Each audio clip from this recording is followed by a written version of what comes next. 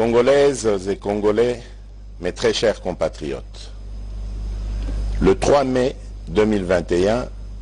face aux menaces graves pesant sur l'intégrité de notre territoire et à l'insécurité récurrente vécue par nos populations de l'Est du pays depuis 3 décennies, je proclamais l'état de siège dans les provinces de l'Ituri et du Nord Kivu. En effet,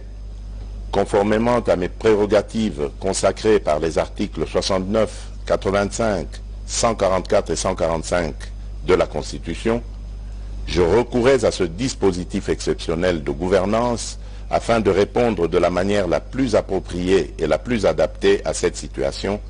en ce particulièrement dans la nature des actions à entreprendre dans ces zones opérationnelles où les ennemis de la paix devaient de toute urgence être affrontés et l'autorité de l'État restaurée. À situation exceptionnelle, mesure exceptionnelle. Il demeurait limpide que la mise en œuvre de ce dispositif s'accompagnerait d'un régime restrictif des libertés publiques, non sans incidence sur le mode de vie habituel de nos populations, immédiatement sensibilisées à consentir à d'importants sacrifices en guise de soutien patriotique à cette lutte pour la survie de notre nation. C'est pourquoi, 2 années et 4 mois après l'entrée en vigueur de ce régime d'exception, aux conséquences tout aussi exceptionnelles sur le quotidien des populations sur terrain, et à la suite de plusieurs rencontres avec des sénateurs, des députés nationaux et les députés issus des 2 provinces, ainsi que des rapports de mission d'évaluation effectués par le Premier ministre, j'apercevais clairement le besoin d'une réflexion approfondie impliquant tous les acteurs concernés sur la question en vue d'obtenir les recommandations les mieux indiquées au sujet de la situation juridico-politique rencontrée dans ces 2 provinces. Cette réflexion devait toutefois avoir lieu tout en veillant à préserver les avancées significatives socio-économiques, politiques et sécuritaires acquises par la gouvernance militaire de l'état de siège. Face à la prolongation de cette situation exceptionnelle et soucieux de prendre en compte les aspirations profondes du plus grand nombre de forces vives de la partie est de notre pays, j'ai donc instruit le Premier ministre d'organiser et de convoquer une table ronde politique sur l'évaluation de l'état de siège dans les provinces de l'Ituri et du Nord Kivu, organisée du 14 au 16 août 2023 à Kinshasa. Cette table ronde que j'ai voulu inclusive a connu de la participation des élus nationaux et provinciaux issus des provinces concernées, des délégués des institutions nationales, la participation active des forces vives d'autres provinces de la République,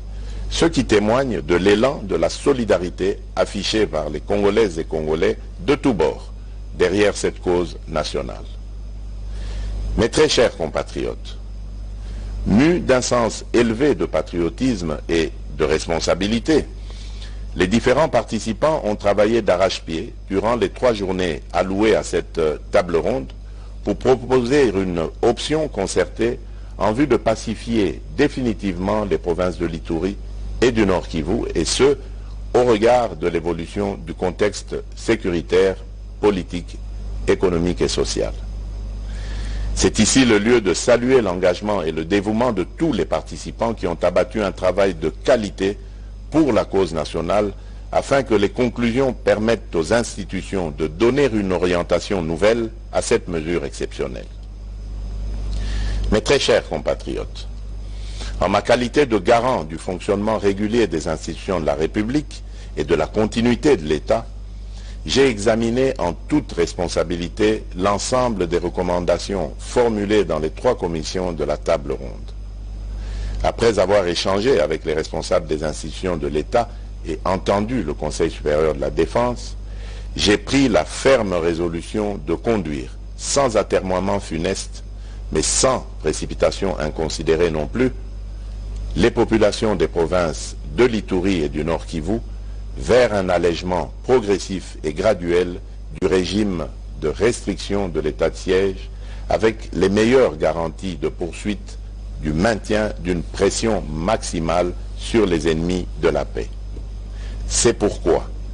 prenant la juste mesure de l'impérieuse nécessité d'un retour sécurisé de nos populations à une vie civile et citoyenne normale d'une part, et des avancées enregistrées au cours de la gouvernance sous l'état de siège d'autre part, notamment l'amélioration de la situation sécuritaire dans certaines zones des deux provinces concernées, j'ai opté, en toute responsabilité, pour la mise en œuvre d'un dispositif transitoire graduel au terme duquel cette situation exceptionnelle devra connaître sa fin. S'inspirant des tendances dégagées des travaux de la table ronde, ce dispositif transitoire consistera au rétablissement de l'autorité civile dans les entités territoriales décentralisées et déconcentrées qui sont déjà sécurisées et sous contrôle des forces armées de la République démocratique du Congo. Ce qui implique la levée des restrictions des libertés constitutionnelles de tous les citoyens et plus particulièrement la libre circulation des personnes et de leurs biens en mettant fin au couvre-feu, la liberté d'association, de manifestation pacifique et de réunion dans le strict respect des conditions légales. Ceci est d'autant plus important que les différents acteurs engagés au processus électoral ont droit à y participer pleinement et sans entrave aucune. Dans le même ordre d'idées, j'engage le gouvernement central à régler sans délai les arriérés d'émoluments des animateurs des institutions provinciales mises en veilleuse par l'état de siège, tel que cela leur est garanti par l'ordonnance numéro 21/016 du 3 mai 2021 portant mesures d'application de l'état de siège. Il va sans dire qu'en plus de leurs compétences matérielles, les juridictions civiles, du reste compétentes pour gérer les contentieux électoraux, recouvrent le plein exercice de leurs compétences répressives, à l'exception de quelques préventions liées à la sûreté nationale qui relèveront, elles, des juridictions militaires. Mes très chers compatriotes, après l'état d'urgence sanitaire, les mesures de ce dispositif transitoire et graduel de l'état de siège nous conduisent dans une nouvelle expérience constitutionnelle de gestion des situations d'exception. Elles marquent notre détermination à défendre jusqu'à la dernière énergie notre intégrité territoriale, notre souveraineté et notre dignité comme peuple. En effet, nous sommes un peuple qui a su démontrer, tout au long de son histoire, une capacité de résilience hors du commun face à l'adversité pour défendre les idéaux de paix, de justice, de dignité et d'unité.